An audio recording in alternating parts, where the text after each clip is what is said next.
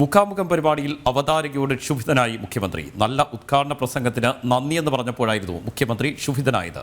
അമ്മാതിരി കമന്റ് വേണ്ടെന്ന് മുഖ്യമന്ത്രി മറുപടി നൽകി. വിവരങ്ങളുമായി MK വിനോദ് ചേരുന്നുണ്ട് തിരുവനന്തപുരത്ത് നിന്ന്.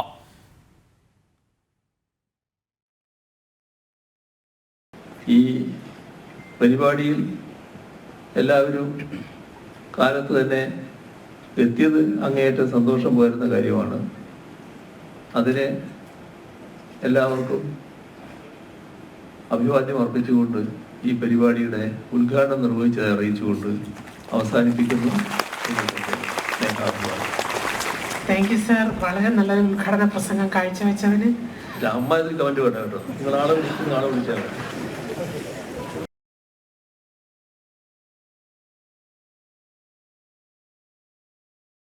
MK വിനോദ് ചേരുന്നുണ്ട് തിരുവനന്തപുരത്ത് നിന്ന്. വിനോദ്, ഏതായാലും മുഖ്യമന്ത്രിയുടെ മുഖാമുഖം പരിപാടിയിലും അദ്ദേഹം അവതാരകയോട് ക്ഷുഭിതനായി സംസാരിക്കുകയാണ്. അദ്ദേഹത്തിൻ്റെ മികച്ച ഉദ്ഘാടന പ്രസംഗം നടത്തിയെന്ന് പറഞ്ഞപ്പോഴാണ് അമ്മാതിരി കമന്റുകളൊന്നും വേണ്ട എന്ന പ്രതികരണം മുഖ്യമന്ത്രി നടത്തിയിരിക്കുന്നത്. എന്താണ് വിശദാംശങ്ങൾ? രാജീവ്, മുഖ്യമന്ത്രിയുടെ ഭാഗത്തു നിന്ന് ഇതുപോലെയുള്ള ഇടപെടലുകൾ ഇതിനു മുമ്പും ഉണ്ടായിട്ടുണ്ട്. അദ്ദേഹം പൊതുവേദിയിൽ പോലും മൈക്ക് പ്രവർത്തിക്കാത്തതിന് മൈക്ക് ഓപ്പറേറ്ററോട് തട്ടിക്കയറുന്നതടക്കം നിരവധി ഉദാഹരണങ്ങൾ നമ്മുടെ മുമ്പിലുണ്ട്. മാധ്യമപ്രവർത്തകരോട് കടക്കുപുറത്ത് എന്ന് പറഞ്ഞ ഒരു ഓർമ്മ നമുക്ക് മറന്നിട്ടില്ല. അപ്പോഴാണ് ന്യൂനപക്ഷ വകുപ്പിന്റെ മുഖാമുഖം പരിപാടി.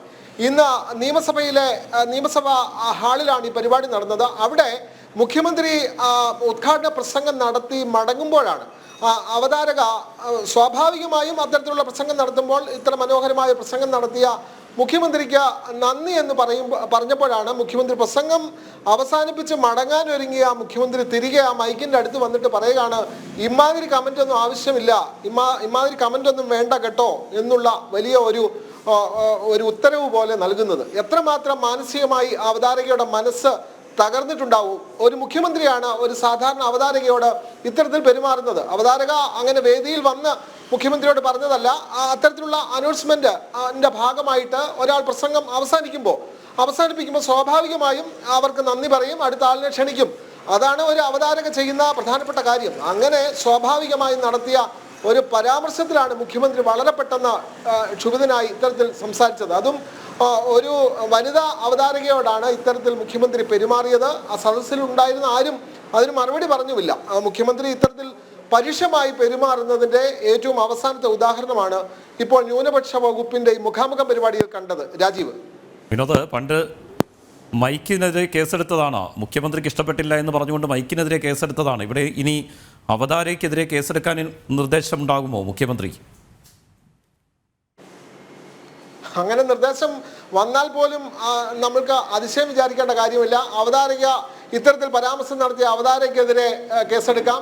ഈ വാർത്ത നൽകിയ ജനം TV അടക്കമുള്ള ആളുകൾക്കെതിരെ കേസെടുക്കാം. ഈ വാർത്ത അവതരിപ്പിച്ച രാജീവിനെതിരെ പോലും കേസെടുക്കാം. അതാണ് സംസ്ഥാനത്തിന്റെ സ്ഥിതി. അതാണ് ഇത്തരത്തിലുള്ള മുഖ്യമന്ത്രിക്ക് എന്ത് ഇഷ്ടപ്പെടും എന്ത് ഇഷ്ടപ്പെടില്ല അതൊന്നും ആർക്കും മുൻകൂട്ടി പറയാനേ ആവില്ല. അതുകൊണ്ട് മുഖ്യമന്ത്രിക്ക് ഇഷ്ടപ്പെടാത്ത തരത്തിൽ ഒന്നും നമ്മൾ കേട്ടതാണ്. ആ പരിപാടിയിൽ പങ്കെടുത്തവർക്കറിയാം. മുഖ്യമന്ത്രിക്ക് ഇന്ന് മനോഹരമായ പ്രസംഗം നടത്തിയ മുഖ്യമന്ത്രിക്ക് നന്ദി, അത്ര മാത്രമേ പറഞ്ഞുള്ളൂ, വേറൊന്നും പറഞ്ഞില്ല.